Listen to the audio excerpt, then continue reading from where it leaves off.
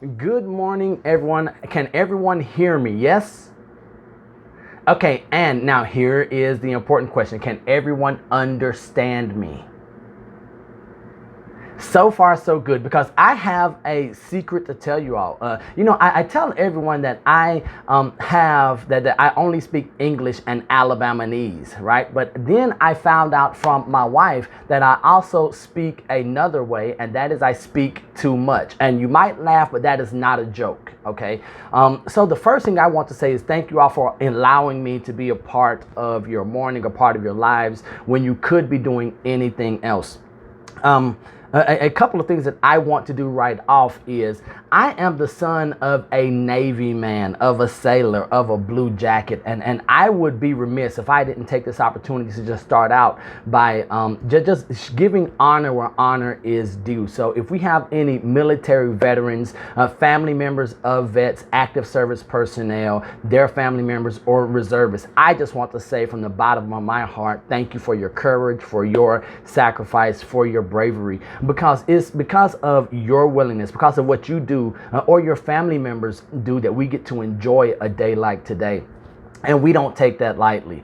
So if you all would just help give a round of applause for anyone who is either a service member or their family member. Because what I found out growing up in a Navy household is that when one member serves, the entire family serves. Now, with that being said, Barry did tell me about the makeup of the audience. I just want to start by saying this. I am the son of a sailor. So I'm going to use some four-letter words today.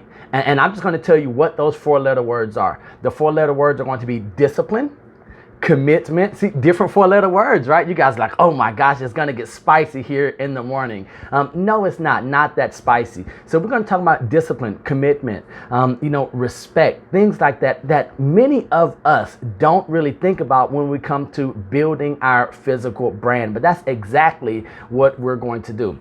Now, at the end of our time together, I am going to have a couple of action items for you to do, because while I want you to be, excited and to love the content, I know that learning without action is dead. It is really a waste of your most valuable asset, which is your time. And I would not dare insult you all like that. Now, I do want to make one last disclaimer.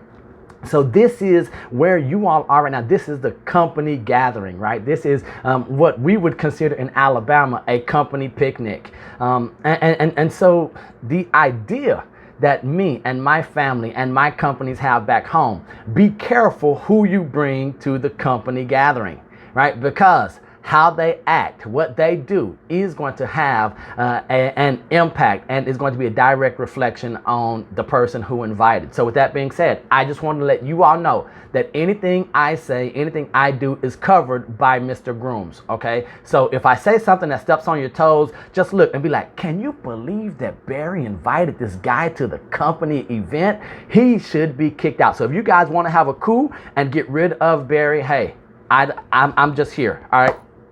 So a couple of things right now. I'm just going to dive in. And the idea that I want to pose to you is, I asked Barry a few questions, and he says we're all pretty tight here at the company. We're all pretty, instead of being a team, we're like family. And my mind immediately went to Thanksgiving and coming up. And we know even this year, we're probably going to have those family members that come to Thanksgiving that were sort of like, I invited them because my mom or my spouse said I had to. I were hoping they didn't show up. Well, brace yourself. I'm that uncle that you invite that you were hoping did not show up, okay? And here's why I say that. I'm going to speak to you all from my heart and with love, but also it might be some challenging things that you need to hear, but we might not want to hear. So let's just dive right in. If you're taking notes, I want you to ask a question as we think about our physical brand. The first thing that I want to ask you, the first question that I want you to pose to yourself is, what do people say about you when you're not in the room? What do people say about you as an individual, as a husband, wife, partner, spouse, as a business professional? What do people say about you when you're not in the room? Because here's the reality check. That is your current brand. Okay, whatever someone says about you behind your back is your current brand. Okay, and the harsh reality is that while we attempt to create a brand, we ultimately don't get to decide what our brand is. The customer does, the consumer does, the public, they decide what our brand is, because branding are the actions that we take. The brand is how we're perceived in the eyes of the public, in the eyes of the consumer or our clients or customers. Okay, so what do people say about you when you're not in the room? What are they saying about you behind your back? The next question, is it good or bad? Do you know what your clients and customers and the public, do you know what they're saying about you behind your back? If you don't, I'm going to ask you to have the chutzpah to go and start asking the people that you care about and the ones who help your business. Say, hey, what do you think of me? What do you think of my business? Because until we know where we are, it's sort of like a GPS. A GPS can't get us where we're going, where we want to go, unless we know where we are. So now that we've asked, the hard question is, what do people say about you behind your back? Now the second part of that is, what do you want them to say? What do you want people saying about you, about your brand? Because all I'm doing this morning is I'm just going to lay a foundation. Now, I do know that we have Carla, that we have Danny, that we're going to have Tim, and they are going to just build upon anything I say. So I'm glad that I get to go first. So I go ahead and get to steal all of the nuggets and share it, and they're going to have to come in and call the audibles later on in the day. What do you want people to say about you? Because unlike, despite what your mom or your parents or grandparents told you, you're not special. There's nothing special about you. Barry just said there are almost 3 million people that I have access to. 1 point something real. You're not special. So let me ask you, why would I do business with you? What does your brand say about you that would have me call you, reach out to you, or have a meaningful conversation with you, as opposed to everyone else who wears that realtor tag, right? Because in the eyes of the public, we're all the same. We're all realtors. And we try to explain, well, no, there's a difference. We're not all created equal. And the proper pronunciation is what? Realtor. Right? And so I know some of you were ready to crucify me immediately when I said realtor. And you guys are like, Barry, you invited this guy to the company function. That's your head on a stick. So when we come through and I ask, what do you want them to say about you when you're not in the room? I'm going to ask, how much thought have you put into building your brand? So you all will see I have a couple of logos around me. I have my bow tie and beard. This is my personal logo, but it is not a brand. So when we think about branding, and we as realtors, the first thing we think about is the logo, the company logo, our personal logo. If we're going to use our signature, what are the colors? And I just want to challenge you all right now to allow me to reframe some of your thinking, some of the ways that you've been going about this, so that we can build a brand that lasts and that is concise and cohesive across every one of our marketing platforms. So the first thing that I want to ask you, what are your foundational pillars? Do you have foundational pillars for your life, for your business? Why should I use you? That's what I'm going back to. Because here's a secret. Every one of us, if you ask us, are we honest? Yes. Do we have integrity? Do we get results, right? So what we have built so far, there's no differentiation there. So I have an idea. And so my mentors, my coaches have taught me having pillars of success. What are your pillars of success?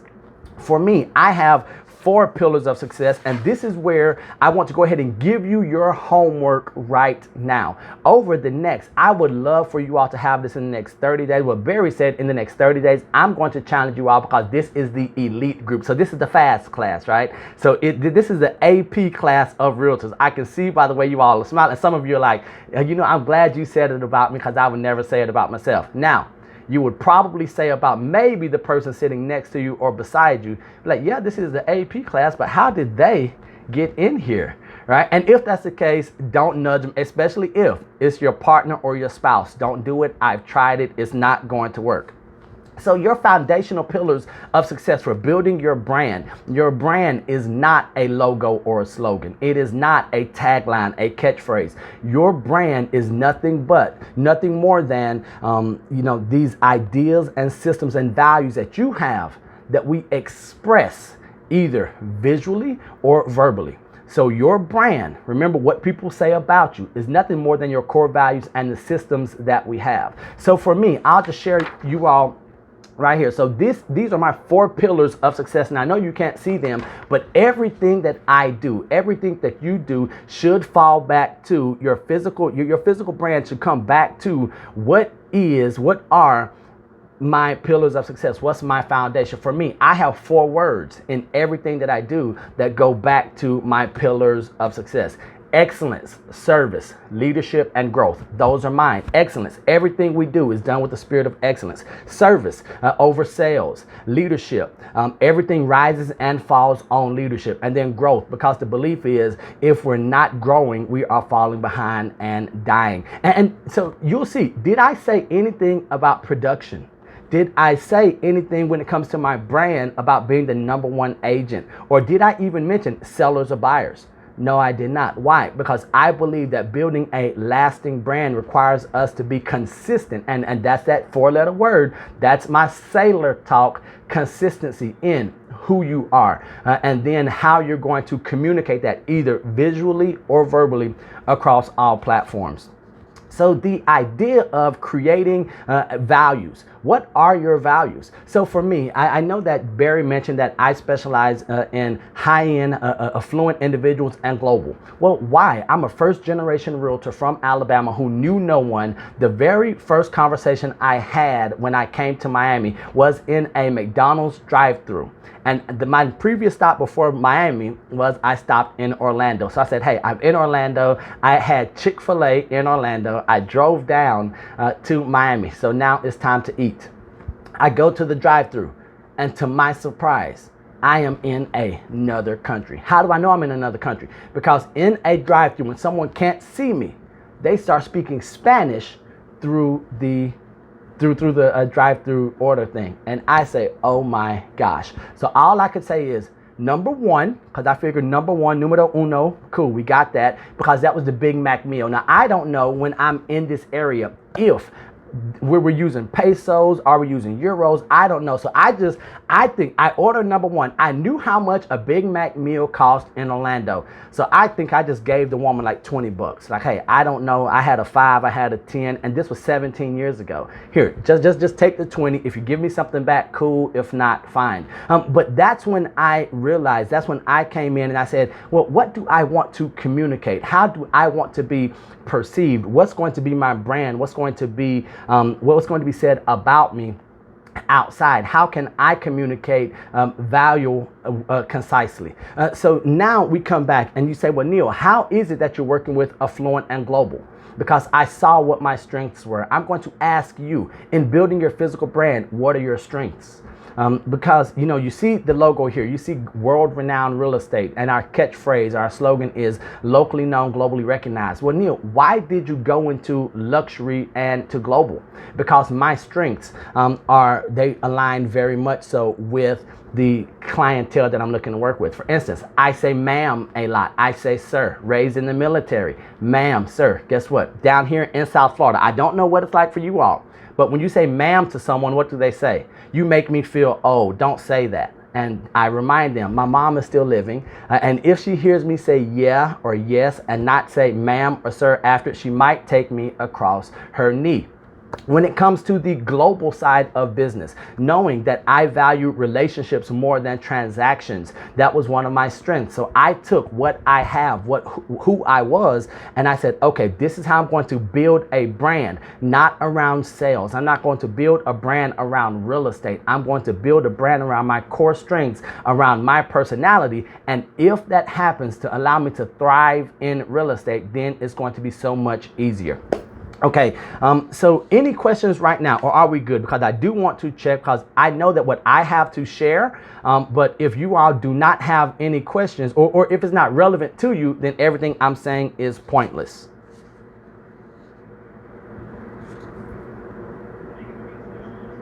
Okay, so now I don't know if Barry told you all, but Barry did tell me, and maybe this is a running joke with him, but he did say that there were tasers under your seats that he has a remote to. Did you all know that already? Okay, so now they're like, okay, so maybe I was not supposed to share that information, but I did. So what is your physical brand? So what is your brand, and why do we need a brand? A good brand is going to stand in lieu of a personal relationship. That's the reason why we've never met, the owner of Coca-Cola or Apple, right? But the brand stands in lieu of a personal relationship. If your brand and your branding, your physical brand, does anything or the purpose for it is for any other reason than to stand, your branding is off. Okay, and that's the tough part of the conversation. If your brand or your branding or your logo or your core values is for any other purpose than to build a relationship in your absence, then we need to rethink our brand. That's going to be the question that we ask. Why do I brand the way that I do? What's the purpose? Am I going to build a physical brand that is going to stand in my place? For instance, many of you have requested me on social media. We've had some interaction even before this class. And what you saw was you saw the logo here, and then you started seeing what I do or who I was. And so you started to know me even before today. And I know that we had some conversations. I messaged back and forth. I believe I've sent a few of you some birthday wishes either via Facebook or Instagram on video. And so that's where I would come back to saying, what is your physical brand? How is it standing in lieu of your presence? So we think of branding and how we can, it's going to stand in our place. I'm going to ask you one more question right now. Excuse me. So when people think of your brand, are they thinking of Apple? Are they thinking of Coca-Cola? Or are they thinking Lehman Brothers? Are they saying, well, in their heyday, they were good? I don't know. I'm from Alabama. We say heyday. Do you all say heyday? Do y'all know, understand what? Okay. All right. So I just want to make sure that I'm speaking to the right audience. At the end of the day, your brand is your story, right? So what's your story? Have you taken the time to craft a story? Because while we see logos, while we have catchy tag phrase, your number such and such, or the realtor in the, okay, my question is, what's your story? What is going to hold up everything that you do or say? The honesty, the integrity, the results, the market knowledge. While we want to use those to shore up, we cannot use that alone. So I'm going to give you all 4 R's right now to help you build your physical brand. 4 R's. So the first one is to be ready. So you always want to be ready. Your brand needs to signify that you are ready for business. And the way that our physical brand, the way that our brand and branding shows that we're ready is just in our appearance. Now, I'm not just talking about physical appearance. I'm also talking about our appearance online. I'm talking about our appearance in everything that we do when it comes to our handouts or maybe any presence, or even being now here's one that I might get challenged with, or you all might be uncomfortable with, your involvement in PAC. Right? So you saying, well, hey, what does PAC have to do with me being ready? It shows that you are anticipating and being ready for the changes in the industry and protecting private property rights. And so that's where that's a personal plug I want to put in there. So make sure that you're ready. The next one is going to be resourceful. The next R. So after we're ready, we want to be resourceful. Know the right people. Know the right information. Know where to get, what to get, how to use information. And the amazing thing is, in today's day and age, all of us we can be resourceful, because we have this little thing. It's a secret. It's called the internet. Okay, it's called the internet, that we can get almost anything or any information to make sure that our brand, when people hear you, when people think of you, they should think not only of real estate. They should say, you know what, when I talk to Joe, when I talk to Tim, Carla, when I talk to Barry, they're sitting here. That person right there is the resource. They're the hub. The third R is resilient. I don't know if you're aware, Having a brand is going to require consistency. Being successful in real estate is going to require consistency. This thing that we have, that we're in, for those of us who are crazy enough to call this our career, is going to require resilience. And what is resilience? It means that when everyone else is throwing yogurt at the fan, when the yogurt hits the fan, when everyone else has lost their minds, that's when we make that's why we're there, to make the so-called big bucks. We're here to be that calming force in the sense of, or in the storm, in the middle of the storm. And in case you haven't realized it, this past year in 2020, the brands that have thrived, not just merely survived, are the ones that have been resilient, meaning they took the phone calls, meaning that when all heck was breaking loose around them with their clients, transactions, questions coming up, fear and anxiety, we were there. And then the last R, after we have been ready, we've been resourceful and resilient, this one is going to be why we build a physical brand. That last R is be remembered. Do business in such a way that your business is remembered.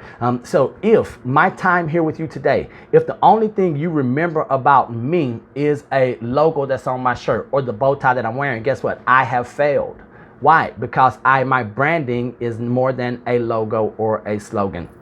So the last thing that I want to share with you all before we open up for any questions, I'm going to ask you to start right here. What roles do you excel in your real estate business? Your physical brand we should start right here. What roles do you excel? For me, my role is being personable. I like talking. I enjoy having fun. I'm a little bit edgy when it comes to what I say, how I dress, what I'm going to do, being bold, brash. So for me, the next role that I fall very well into is being that confidant. If you tell, and that's what really helped me in both the global and the international, in the luxury realm, is that when you talk to me, usually I forget what we talk about, but I put it in my CRM. So I never have to worry about it being shared, right? But it's always there. So what roles do you excel in? What are your skills? If one of your key skills is negotiating, if it is knowing how to price properties, build your physical brand, build your brand around that, because that is, so for me, that's one of the things that I come in and I say, hey, I don't do everything. I'm really not good at condos. Do we have any condo lovers in the house? Anyone just love doing condos? I am not that guy. For me, I'm a single family home, with yard space. So my niche is very, very small. Anyone that loves condos, make sure that you let me know. I'll make sure that you all get all of my condo referrals out there in your area, because I don't like the idea of being from Alabama. I need to have a place for my big over 80-pound dogs to roam. I need to have room for my SUV. I don't want to have to get my groceries and carry them up the elevator, those types of things. But then I came in, I said, well, how can I build my brand around these things? So when people see me, they know exactly what they're going to get. And my final question, I think I say final about 4 times, so just bear with me. My final question is for you. When people ask you, what do you do? What does your brand signify? Remember, not your logo. When people ask you, what do you do? Can you answer that concisely? Now, we hear 30 seconds. For me, I am a 1-sentence guy. Can you communicate in 1 sentence what you do and why someone would use you? If not, I would dare ask you to go back, look at your brand and build upon that, and do the hard work. Building your 4 pillars of success, I say 4, building your pillars of success, asking those questions. What do people currently say about me? What do I want them to say about me? What are my strengths? What are my cores? That's the hard work. That's why no one wants to do it. That's why the first thing that we often think of when we think of a brand is just coming in, slapping a logo on a shirt or on a business card. But when it comes to the physical brand, it really is more about you as a physical person. So I know that it is 10:26, and I did promise that I will be out of here and off of the screen by 10:30. So we have 4 minutes. Any questions, comments, or concerns? Because if not, I do have a couple of things that I will share with you.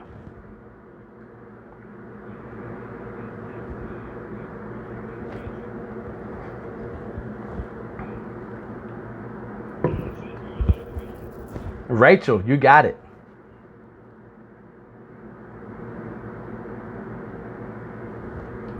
Pillars of success. When we go to talk about one of the 4 R's, being remembered. So the way that I am being remembered, now this is a fantastic question. Thank you so much for asking. Everything I do, remember, what's my first pillar of success is excellence. So I'm remembered not for the transaction. I'm remembered for the experience around the transaction. Each of your brands, great service right now is not enough to be remembered.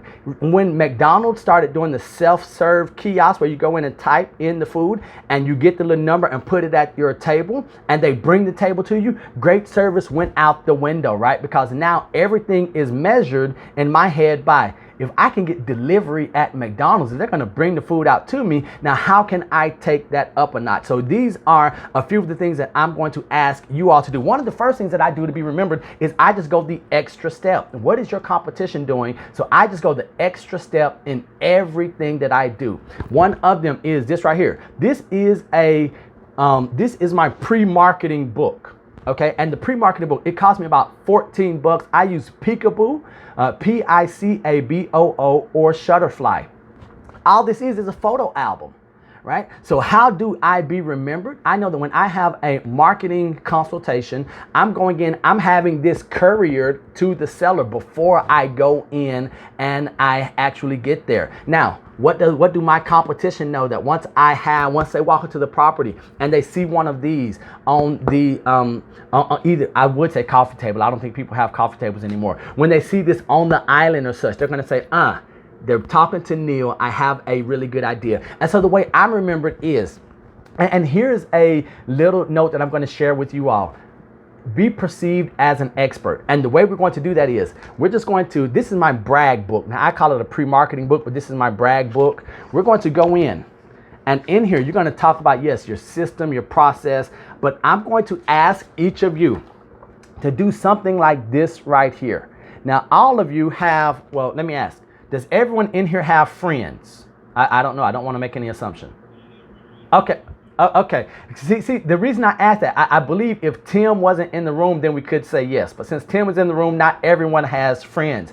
So what I'm going to ask you to do is, an idea to be remembered is to think, if you're perceived, if you're seen, because the good and bad thing is that people's perception of you really is your reality in this business. So one of the ways, this is a secret, that I became a speaker and nationally known was because when no one knew me, I just started taking pictures with microphones.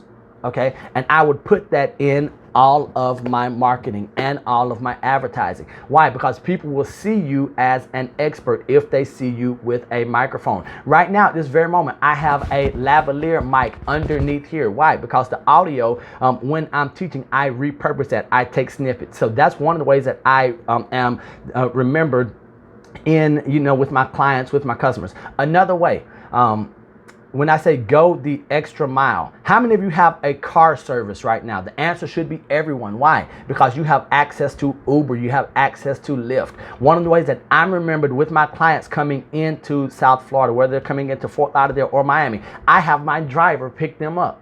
Now, who is my driver? My driver is Juan, who is the Uber, it is Uber Lux Black now. And so I have him pick them up, not with the Uber stuff on the car, but he comes in. We worked out an agreement outside, and when they are picked up, they have what? My buyer book, which is similar to this. They have a buyer book in the back seat. They have waters in there. Down here, I get, if they have kids especially, I get the waterproof little Fujifilm cameras, right? Some of you, I don't know if you all camera, wait, clicks, okay? Okay, so I give waterproof Fujifilm cameras, and I give them a $5 gift card just for one of our local coffee houses here in South Florida. Why do I do this? Because while I know that they're here for the buying process, they're going to remember seeing houses. They're going to remember looking at properties. They might, and they'll remember that.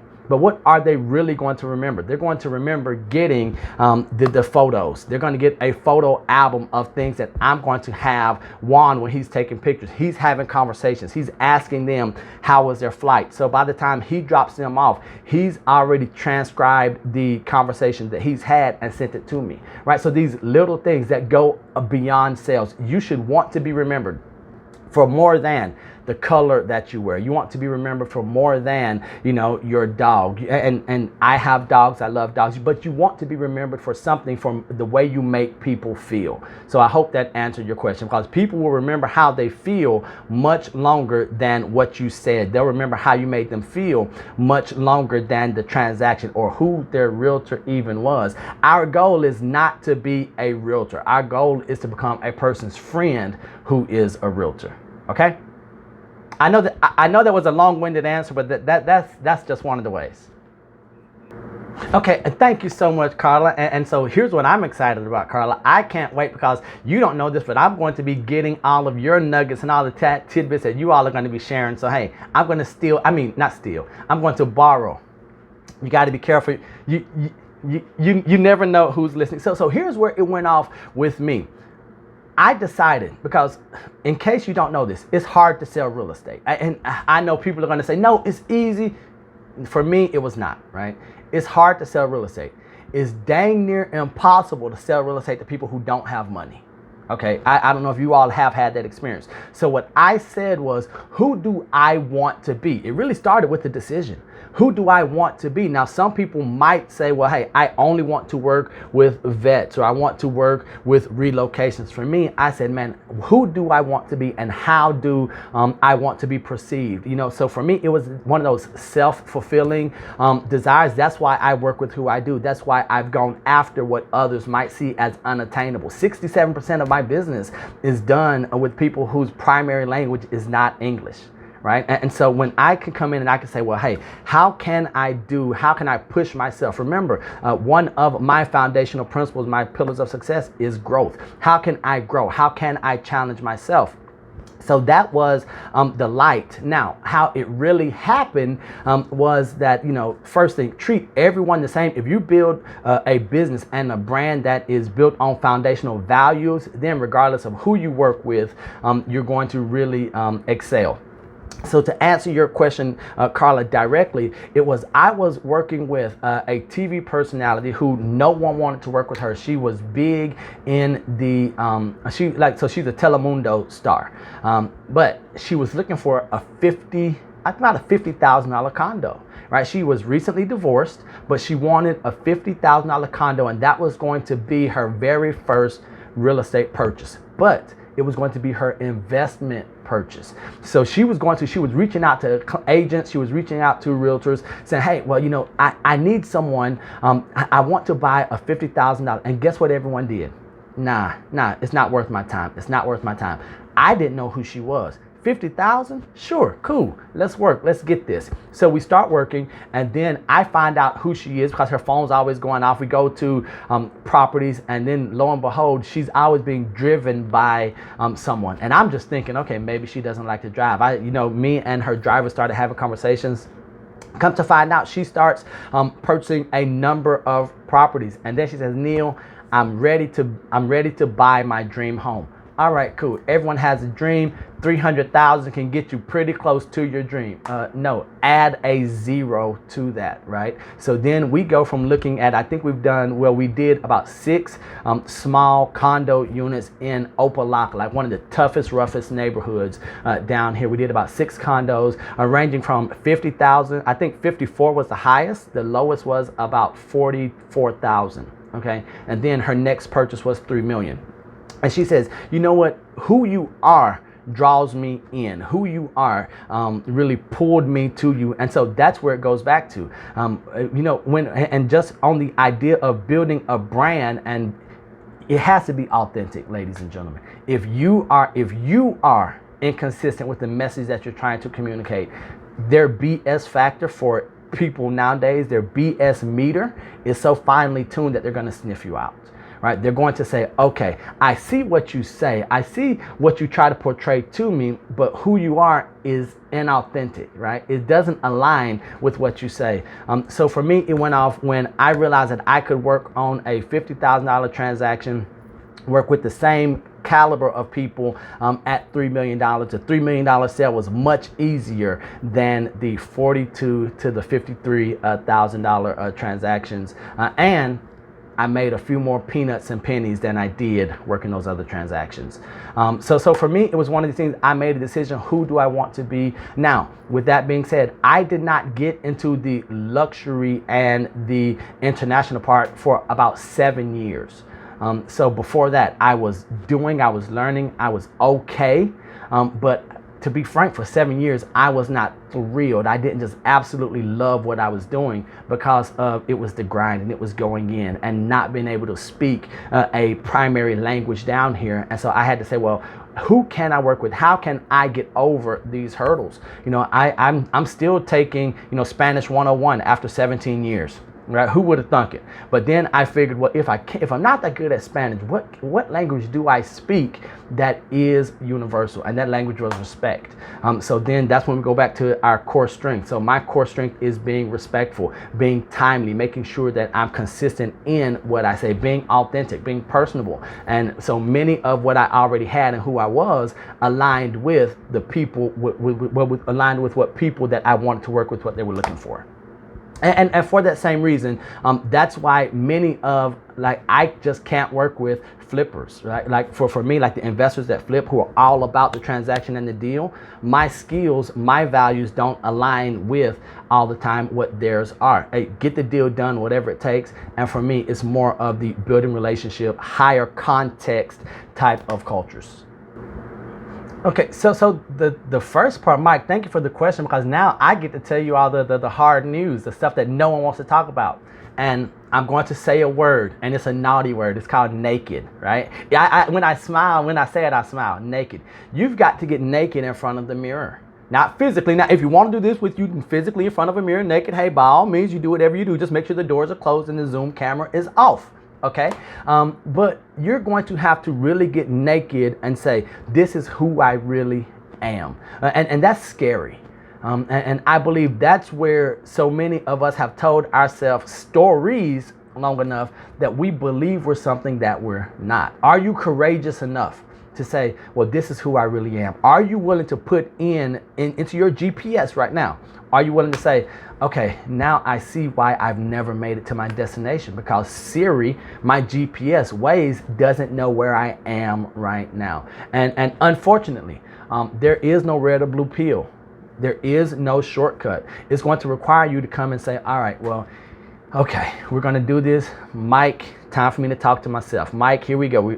This is who you are. Here's what you're great at. Here's what you're not so great at. If you have a spouse, a partner, a significant other, or children, ask your kids, right? Say, hey, who is mommy? Who is daddy? What am I good at? And I want you all asking these questions not in a real estate context.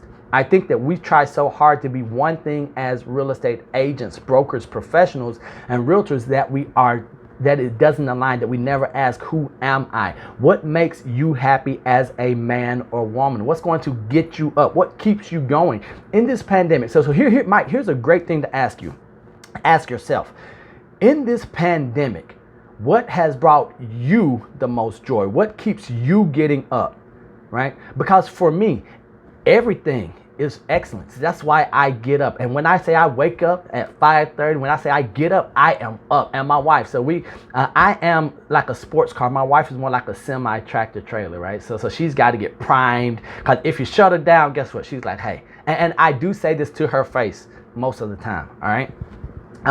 So my question would be for you, when you're saying, okay, well, what are my core strengths? What's going to help me build this brand? What do I want people to say about me? First, what do you already have? Because all of us already have a story. You tell yourself a story about yourself every day. You're the only person that you're with 100% of the time. So you have a story that you're already playing. Now ask yourself, is this story a fable or is this a biography? Is this really who I am? Get to the core of that. And so even during this pandemic, I had to go back and I looked at who I was. What are my core strengths? And I started asking, everyone should have a group that I call my dirty dozen. Everyone should have a group of, or the foundation, where these are going to be the people who know you and still choose to call you a friend. Right? These are the people who know where all of the bodies are buried. They know all the skeletons, and you've given them the key.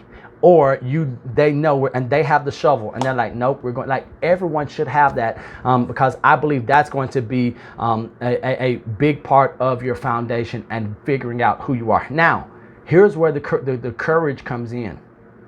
You have to be, I would say adult, but I'm going to say mature. You have to be mature enough to take whatever is revealed. And when you look in the mirror, if it's you talking to yourself, or if someone else shares that feedback, I say critique. We don't like criticism, but we'll take critique. When it comes back to you, say, is that a good thing? Does it hurt? If it doesn't say ouch, then if you don't say ouch when it hits you, I would ask you to peel back the onion a little bit further. Because until we figure out what the ouches are and the pain points are, it's the same thing that we do for our clients and our customers, right? When we're talking to our buyers and sellers, we keep asking the questions. We're great at asking others questions. We're great at digging deeper because there's a financial reward to it, right? I would ask you, how great would your financial rewards be if you asked yourself those questions and you peeled back another layer and kept peeling back until you got to the core of what it was. So Mike, I hope that was a general answer. And then another thing, if you all do not have an accountability partner, get an accountability partner. Someone who's going to tell you the truth in love, right? I don't want someone that's just going to berate you and just be hard on you. You're stupid. That was a dumb question. No. We want someone that's going to tell you the truth in love, have an accountability partner, seek some type of coaching. Now, I'm not talking about me. I'm talking about someone that's going to pour into you and tell you, hey, here's where you messed up. Here's where you can improve, because they'll be able to see things from a different light. Because we very seldom see in ourselves what others see in us. I can tell you, the people that are sitting next to you, their perception of you is probably better than the one you have of yourself. Why? Because we know all of the wrong stuff that we've done. We know the thoughts that we have. So get that perception. Now, some of you are like, well, no, I know what he or she did because I was with them like 2 days ago, right? I'll be like, no, my perception of Mike right now is horrible because I'm, like Barry said, I've known him for 20 years. So that's where I would ask you all to do that hard work, do that planning, go in and ask these questions, because until we do that, we're going to be trying to get to a destination not knowing where we currently are. And we're going to live a life, and we're going to have a business where the only feedback that we're going to get is rerouting. And then and what we find is when we reroute, what happens? Then we start to blame everything on the outside, when the reality is we never started at the right place. We didn't ask ourselves those tough questions. First thing the answer is, first, I have to like you, right? And whatever your idea of like is, I am not working for free, because think about this, unless you're getting upfront compensation and all this, you have guarantees in your exclusive buyer agreements and whatnot. I don't want to spend time with people that I just don't like, right? I'm forced to do that when we go to some of these company retreats, right? We got to spend time with people. So my first thing is, do I like the person? Is there something about them? Can I add value to them, and can they add value to me? Now that is, you're asking questions like this. And you say, Neil, what do you mean, can you add value to a seller, a buyer, an agent, a broker associate? What do you mean, can you add value? Can I leave something in them? Can I impart a piece of me so that when they leave, they're better for being with me? Right? Whether they're a client, customer, or if they're an associate or an agent or a broker associate. So that's the first thing. And then selfishly, I want to say, what can I get from them? Is there something about this person? If they are a new agent, a new associate, if they're a first time buyer, can I get from them the idea or the feeling of that first transaction, right? I think many of us, we've been in the industry for a while and we forgot what it feels like to get that first check, right? And so if I can bring on an associate that can help remind me of that, then I'm saying, okay, let me work with them.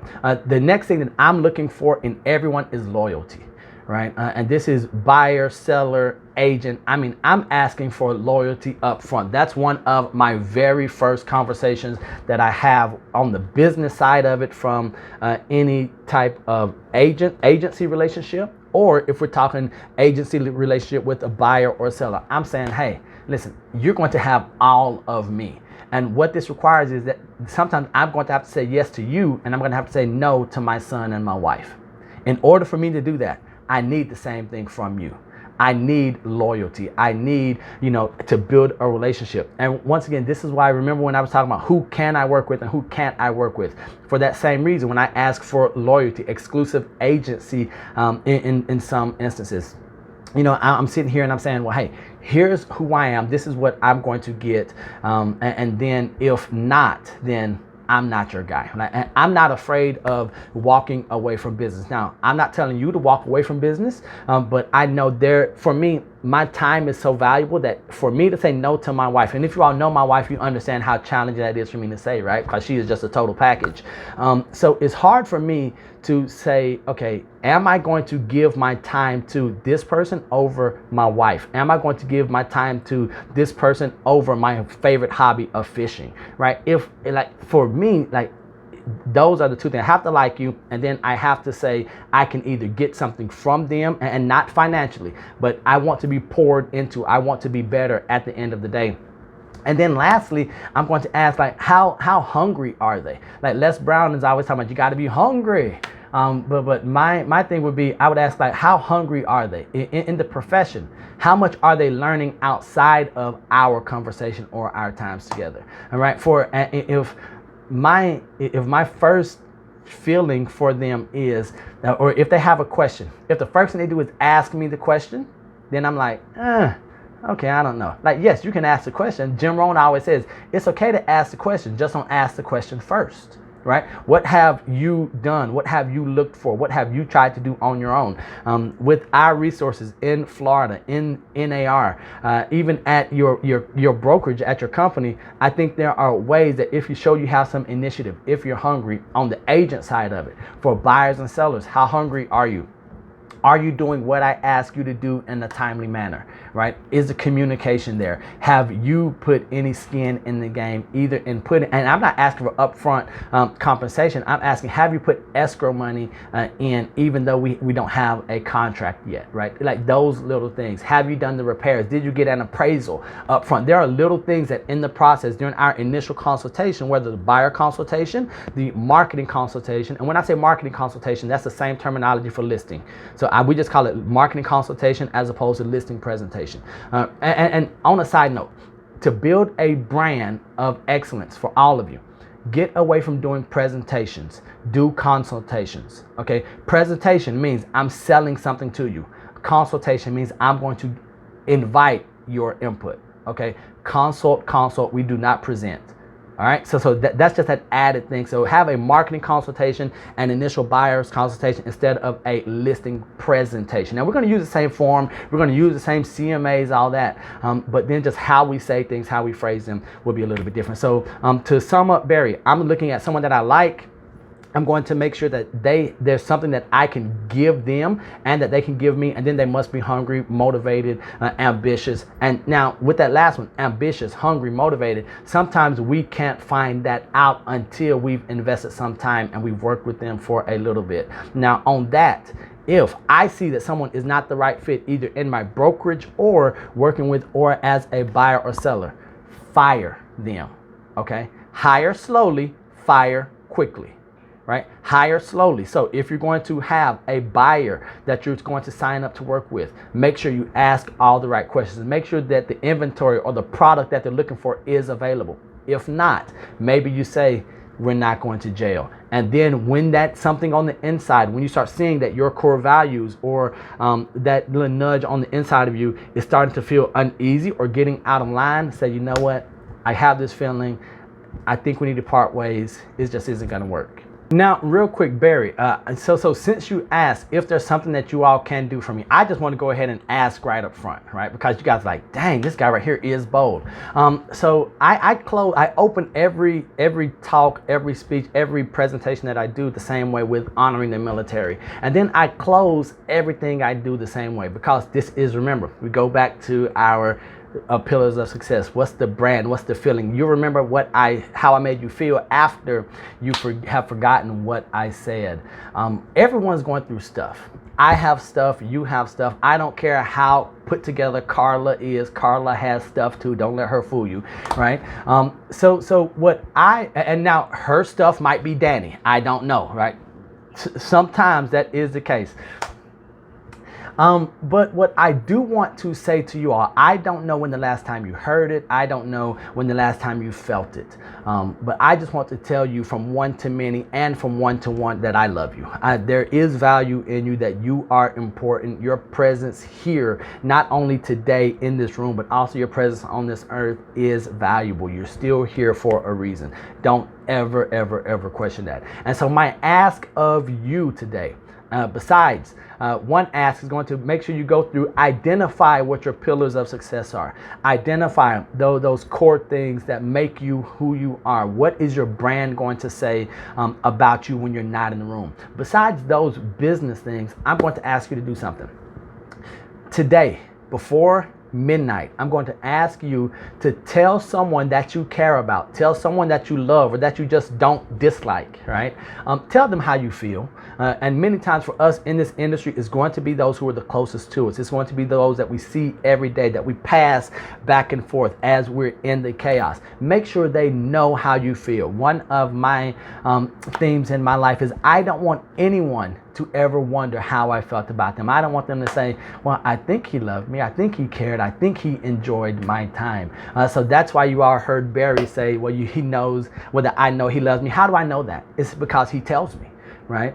So it doesn't matter how you feel about a person if they don't know. All right, and so if you all would be so kind as to do that for me, just receive this love from this end of the screen here in South Florida, and then just share that with someone. Let them know that you love them. And now some of your people, when you say, hey, I love you, they're going to look at you like, oh, what did you do wrong, right? Now, if that's their response, don't fly off, oh, why do I have to always? No, understand, all that is, remember we talked about criticism and critique. So if you tell someone that you love them today and that you care about them, and if they look at you like you just said, a sailor's four-letter word, what does that mean? That means that we need to communicate that more often. Okay, that's where we're going to sit here and be like, so that isn't the norm. That is not what our brand is, right? Because I'm going to tie this all right back. So your brand is not one of affection, of love, of appreciation. Let's not wait until the 26th of this month to start telling people that we're thankful for them. All right. So that's all. If you all would do that, that means that my time here with you has been well worth it. It's been well spent. Bye. Sounds good. Take care.